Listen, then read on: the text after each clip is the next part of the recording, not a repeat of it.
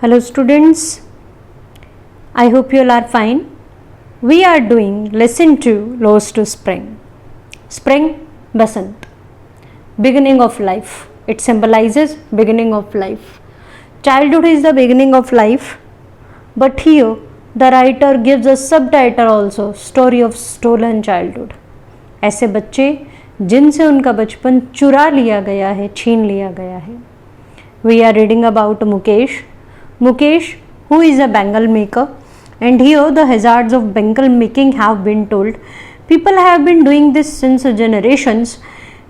Mukesh's father also tried to be a tailor first, and then he had nothing to do but bangle making, so he did. And then we are told about Savita. Savita, who is Savita? ये question 1 mark के लिए. Savita is a young girl. She is wearing a drab pink dress. Drab, dull, गंदी, जिसका colour निकला हुआ है. Sits alongside an elderly woman. एक बुजुर्ग महिला के साथ बैठी है. And what is Savita doing? She is soldering pieces of glass. इस समय वो कांच के टुकड़ों में सोल्डरिंग कर रही है, यानी टांका लगा रही है. जो कांच को गोलाकार दिया जाता है तो एक जगह उसमें एक टांका लगाया जाता है, एक सोल्डरिंग की जाती है. इंग्लिश में उसे सोल्डरिंग कहा जाता है. As her hands move mechanically like the tongs of a machine, I wonder if she knows the sanctity of the bangle she helps make. Writer कहती हैं उसके हाथ बिल्कुल मशीन की तरह चल रहे हैं, जैसे टोंग्स होते हैं. टोंग्स होता है किचन में यूज़ किया जाने वाला एक टूल है. टोंग्स होता है चिमटा. जैसे एक मशीन के टोंग्स होते हैं, मशीन के हाथ होते हैं, उसी तरह से उसके हाथ भी मानो मैकेनिकल एक मशीन की तरह चल रहे हैं. राइटर कहती हैं क्या वो जानती है इन बैंगल्स की सैंक्टिटी, इन्हें क्यों पहना जाता है. सैंक्टिटी होता है होलीनेस, कि इन्हें क्यों पहना जाता है, क्या वो जानती है. It symbolizes. अब भारत में, इंडिया में, जनरली इंडिया में ही पहनी जाती हैं कांच की चूड़ियाँ इनफैक्ट इंडिया में ही पहनी जाती हैं. और ये क्यों पहनी जाती हैं? इन्हें माना जाता है, इन्हें धर्म से जोड़ दिया गया है. इन्हें कहा गया है इंडियन वुमेन, जो सुहाग, इंडियन वर्ड है, हिंदी वर्ड है, यानी कि वो एक मैरिड गर्ल है, एक मैरिड लेडी है, उसकी पहचान है ये. ऑस्पिशियसनेस इन मैरिज, इसे माना जाता है, शुभ माना जाता है. ऑस्पिशियस होता है शुभ. It will dawn on her suddenly one day when her head is draped with a red veil. Her hands are dyed red with henna and red bangles rolled onto her wrist. She will then become a bride. Writer कहती हैं एक दिन उसे भी अचानक से मानो ये बैंगल पहना दी जाएंगी. DAWN डाउन होता है very early in the morning, लेकिन यहाँ ये एज अ वर्ब शुरू यूज़ किया गया, यानी एकदम से अचानक से होना, शुरू होना. उस पर एक दिन उसके भी हाथों में पहना दी जाएंगी, उसके कलाइयों में, जब उसके सिर पर एक लाल घूंघट होगा. ड्रेप लिपटी हुई होना, हाथों में मेहंदी रची होगी और लाल चूड़ियाँ उसके कलाई में डाल दी जाएंगी. She will then become a bride, जिस दिन उसका विवाह होगा. जैसे कि that old women who sits beside her who became on many years ago, कई साल पहले उनका विवाह हुआ. अब राइटर ने यहाँ एक आयरनी प्रेजेंट कर रही हैं. Here it is irony of situation. एक आयरनी क्या बताती हैं वो? कहती हैं she still has bangles on a wrist but no light in her eyes. हाथ में अब भी चूड़ियाँ तो हैं कांच की, लेकिन आँखों में रोशनी नहीं है. क्यों नहीं है? क्योंकि बेंगल मेकिंग करते हुए आँखों की रोशनी चली गई. वो कहती हैं कि इस चूड़ी की वजह से उन्होंने अपनी आँखों की रोशनी खो दी, लेकिन आज भी वो चूड़ियाँ हाथों में पहनी हुई हैं.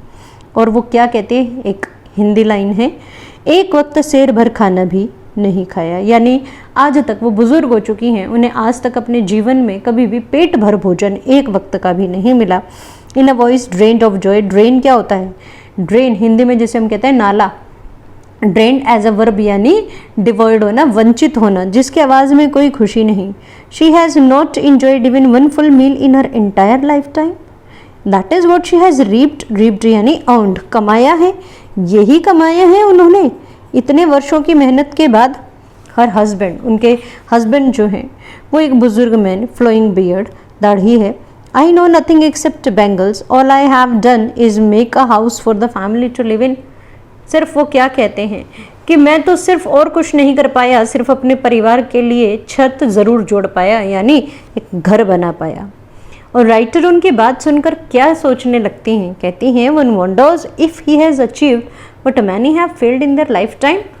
क्या आज उन्होंने वो हासिल कर लिया जो बहुत से लोगों ने अपने जीवन में हासिल ही नहीं किया। जैसे मुकेश ने राइटर को बड़ी प्राउडली कहा कि उन्होंने नया घर, उन्होंने रेनोवेट किया उस घर को, यानी दोबारा नया किया है।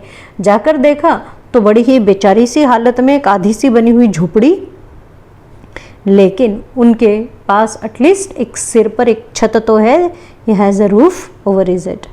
The cry of not having money to do anything except carry on the business of making bangles, not even enough to eat, rings in every home. Rings means, what does ring symbolize? What does rings stand for? It stands for bangles. कि पैसे नहीं है कुछ और करने के लिए, कुछ और करना भी चाहे तब भी नहीं कर सकते सिवाय चूड़ियाँ बनाने के। खाने के लिए घर में कुछ नहीं, लेकिन चूड़ियाँ ज़रूर रखी हैं। Young man echo the lament of their elders, और वही जो लेमेंट, जो अफसोस उनके बुजुर्गों ने बताया, कहा, जैसे कि उन्होंने कहा कि अपने परिवार के लिए कुछ नहीं कर पाया। नौजवान भी उसी बात को दोहरा देते हैं। एको होता है गूंजना, आवाज़ को गूंजती है, उसी को दोहराते हैं। कहते हैं nothing has moved with time it seems in Firozabad, years of mind numbing toil. Mind numbing, numb होता है सुन्न कर देना, टॉयल हार्ड वर्क, सुन्न हो जाए दिमाग। इतनी मेहनत के बाद उन्होंने क्या हासिल किया है? कुछ भी नहीं। It has killed all their initiative and ability to dream, कि वो कुछ और कर सकते हैं, वो टैलेंट खत्म हो जाता है। सपने ही देखना वो छोड़ देते हैं इतने वर्षों के बाद। अब राइटर ने उनसे क्या पूछा, why don't not organise yourself in a cooperative, cooperative क्यों नहीं बनाते? And I ask a group of young man who have fallen into the vicious circle of middleman who trapped their fathers and forefathers पूर्वज। मैंने young लड़के थे कुछ, उनसे पूछा कि कोऑपरेटिव क्यों नहीं बनाते।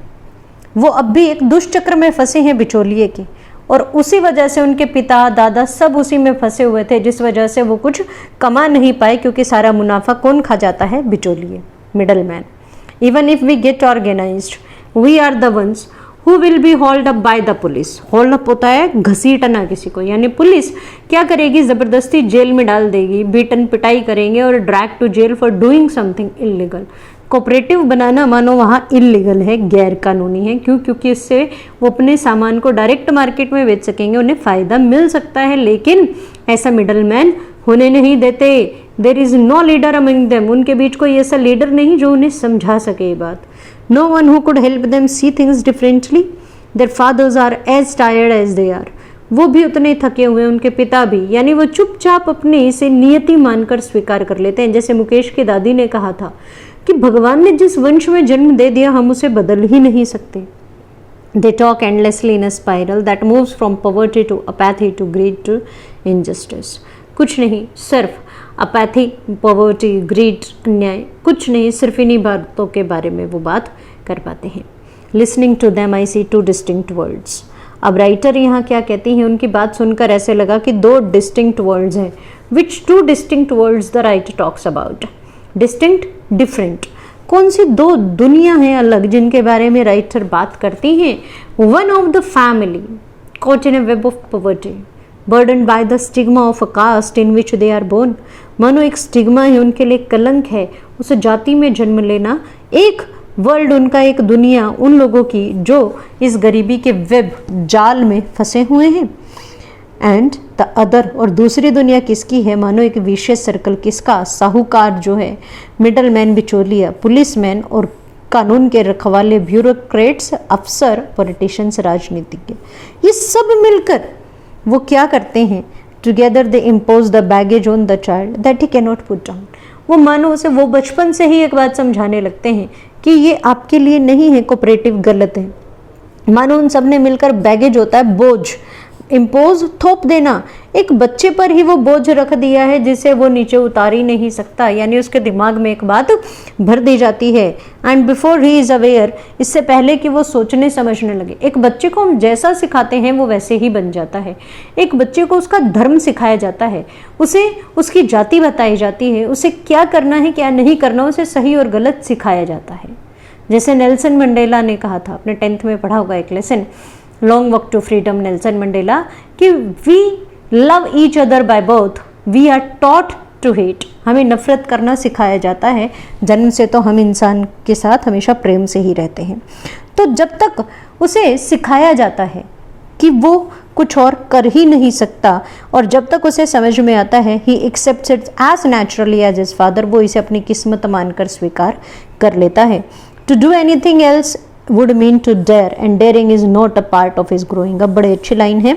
राइटर कहती हैं वहाँ कुछ और करने की सोचना मन और डेयर करने के बराबर है, चैलेंज है, एडवेंचर है, और ये चीज़ें तो उन्हें बचपन से सिखाई ही नहीं जाती। ग्रोइंग अप का पार्ट ही नहीं है पालन पोषण का।